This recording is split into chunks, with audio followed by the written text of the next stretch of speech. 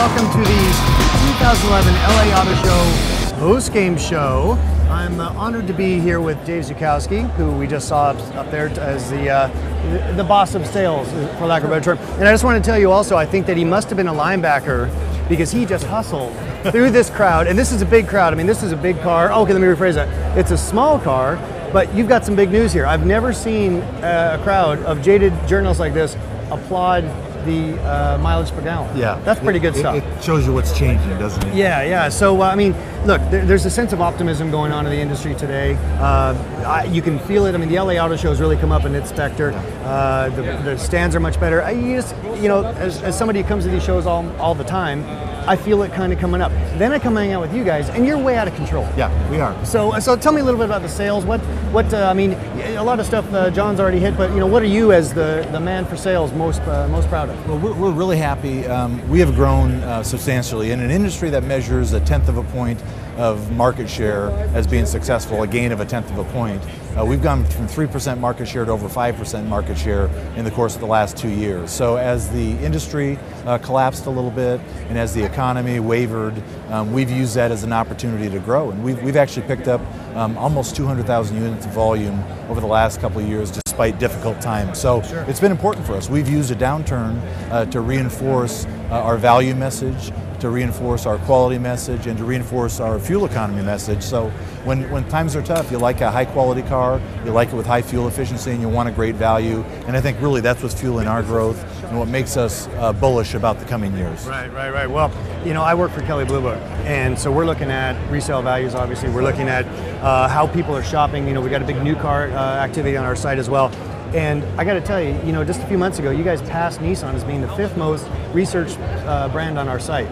All this stuff, I mean, at some point you think, wow, you must be looking over your shoulder, like when's this going to slow down on us? Well, yeah, you're always a little bit scared of that, but what we like is our problem has always been consideration. Are we on people's shopping lists? And up until fairly recently, we were very frustrated because great cars, great quality, and it really wasn't recognized by the car-consuming public. And just recently, a lot of great marketing, a lot of great product. Our consideration, people that will be in market in the next 90 days to buy a car, has gone from 7% that will consider Hyundai to over 33%. So it's really pretty a striking change in their consideration. It's driven by the new product. It's driven by our great value, and our great styling is one of the biggest differences for us. Before we were maybe middle of the road styling, a little bit conservative.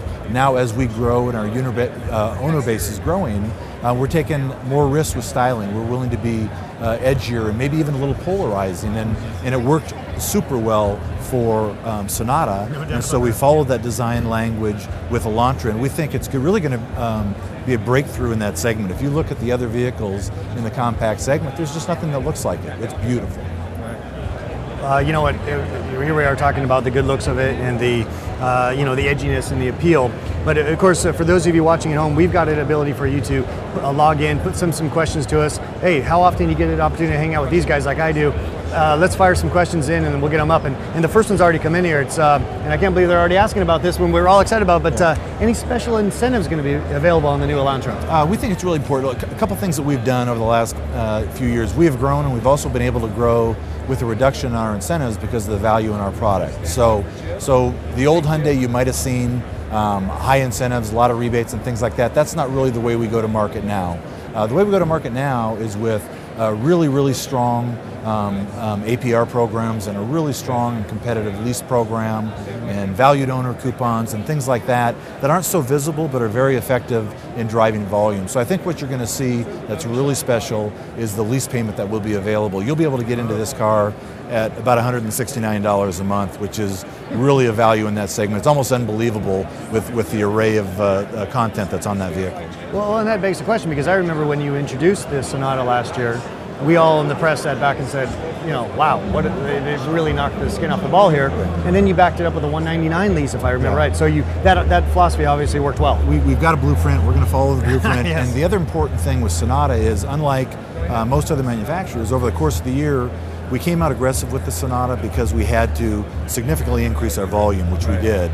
but we never changed the incentives over the course of the year. So today we're still at $199 a month lease on the Sonata. So we're going to follow exactly that same strategy, and leasing is important because you get in the car, you get a chance to try Hyundai for the first time. 3 years, you're out of that car, you try something new and you move yourself up in our lineup. So we think it's a great strategy, but really special leases. You know, you talk about moving around in your lineup. Tell me a little bit about your SUV lineup. I know the Tucson has recently been out. Right. I got to tell you, I just recently put my brother in a Tucson, so you know, I'm doing the best I can for you. There you go. Thanks, James. We appreciate that. So we've got a comprehensive lineup. The biggest growth in the industry right now is in crossover segments. Our entry-level crossover is the Tucson. It was really the first of this fluidic sculpture design that came out that you see obviously in the Elantra and the Sonata, but you saw it first really in the Tucson. We announced it here at the LA Auto Show last year, and the biggest problem with Tucson is we can't build enough of them. It has been a knockdown, drag-out success. Some other sales executives around here would probably not like to hear you say that. Exactly. So we tripled our volume on Tucson this year, and we think we could double it again next year if we can build enough vehicles. So that's our entry level. It's just a beautiful, beautiful vehicle. We have a Santa Fe, which has just been redesigned. We're actually building Santa Fe in Georgia right now to make room for the Elantra, which is going to be built in Montgomery. And Santa Fe is a terrific vehicle, big growth in that segment, so we have high hopes for that. And we have a fresh Santa Fe on the horizon next year. And then we have Veracruz, which is our full-size crossover, and it's been a terrific vehicle, high content, beautiful styling. So really, we don't play in all the segments in the market, but we think we've got the crossover segment pretty well covered, and we just need to find a way to get more capacity, which if that's my biggest problem, I can live with that. That's my problem. And I remember saying this to you when we met last time, that you know, as a sales guy, you must be like pinching yourself. Yeah. I mean, it's really working out for you. You know, as you know, we got people sending in questions over the internet here, and now here's an interesting one. When John just showed the little video of the owner's manual for the Equus, there was a round of applause. Right. Now, ladies and gentlemen, I've been coming to these things for a long time. Never has the owner's manual received applause. And based upon that, when can we expect to see that new Equus? We've shipped about 400 Equus. There's another 200 on the water. So they're in our ports right now. We're going through the initial quality checks. I think by the end of November, sometime around Thanksgiving weekend, we'll start shipping them to dealers. We have 800 dealers nationally, of which about 250 or 275 will have Equus. So you'll start seeing cars in the dealership early December, I think. So that'll be really exciting too. Well, we got a lot going on. And ladies and gentlemen, I've driven the car that Hyundai was nice enough to let me have a swing at it, and I got to be honest with you, I was a little bit skeptical. I mean, you know, you guys are doing great, but can the brand carry it?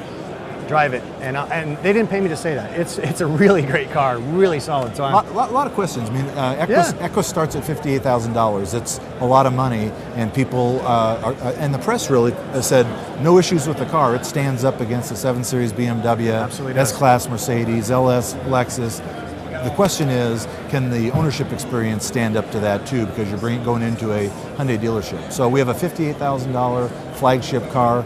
It's a great value in that segment. We think it's going to do wonderfully, and we are initiating all sorts of unique technologies and sales processes to make sure that we can deliver a best-in-class ownership and sales experience with that car as well. That's outstanding. All right, well, another question's coming in here. It says, Dave, the Sonata's doing well against the Camry and the Accord. Does Hyundai think that you'll do as well against the Civic and the Corolla? They stole one of my questions. Yeah, I will say this, and I think the Civic and the Corolla are wonderful vehicles. They have set the benchmark for that segment for a lot of years.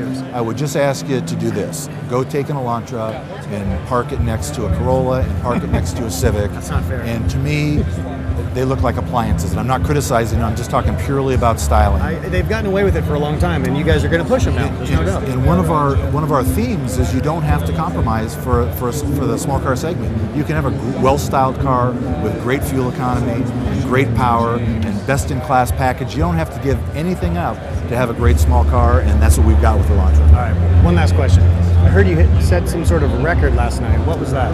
The most vehicles, it's a sales record, so again, good for a sales guy. The most vehicles that Hyundai has ever sold is, not that we count this, 467,009 units. And we just turned that last night. So we've never sold in an entire year more vehicles than we have through mid-December. we'll break the magical 500,000 unit barrier sometime around the first 10 days of December. Amazing. And we're going to end up selling 530,000 cars this year, which is really getting to be some pretty rarefied territory for us. So we're excited about it. Ladies and gentlemen, I get told that I have a great job. I think this gentleman has one of the best jobs. Dave, thanks so much for coming in. Thanks, James. Really appreciate your time. it. All right.